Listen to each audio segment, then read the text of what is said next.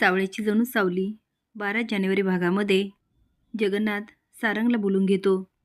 सारंग त्याच्या घरी जातो आणि म्हणतो, तुम्ही का बोलवलत मला?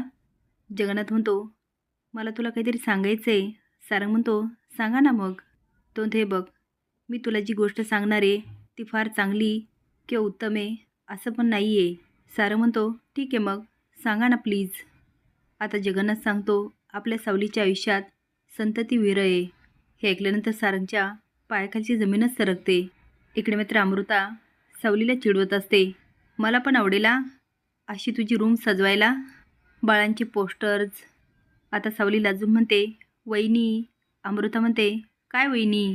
सावली लाजते. अमृता म्हणते, लवकरात लवकर घ्या ना आता मनावर. आता सावली गोड हसते. अमृता म्हणते, मी आलेचा.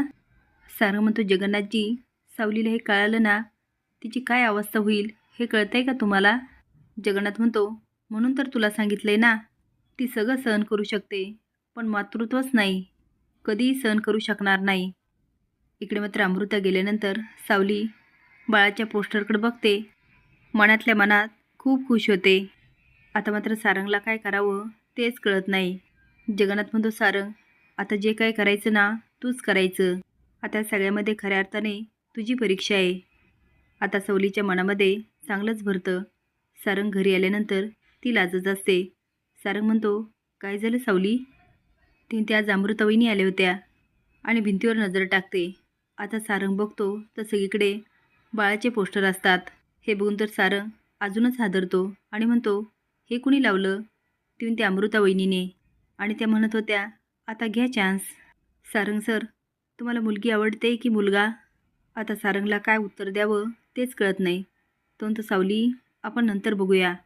ती सांगा ना सारंग सर, तुम्हाला मुलगी आवडते की मुलगा? इकडे जगन्नाथ म्हणतो, ह्या मुलीच्या आयुष्यात काय लिहिलंय काय माहिती. आता कुठे भैरवीच्या तावडीतून सुटली होती आणि इकडे अडकली. अलका म्हणते, अहो काही उपाय नाही का? जगन्नाथ म्हणतो, अलका, उपाय असता तर मी नसता केला का? अलका म्हणते, पण काहीतरी नक्कीच असेल. जगन्नाथ म्हणतो, तसं असेल तर खूप बरं होईल.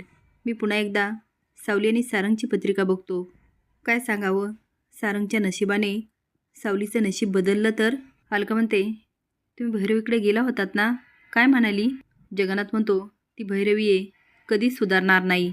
अगं, एखाद्या घायाळ वाघिणीसारखी ती अजून पेटून निघाली आहे. तिला स्वतःच्या चुकीची जाणीवच नाही आहे. तिचं म्हणणं आहे, हे सगळं मी आणि सुमनजीने केलं आणि ती आता आम्हाला दोघांनाही सोडणार नाही. अलका म्हणते, कमाल आहे बाई या बाईची. जगन्नाथ म्हणतो, बघू आता, पण पहिले आता आपल्याला सावलीकडे बघावं लागेल.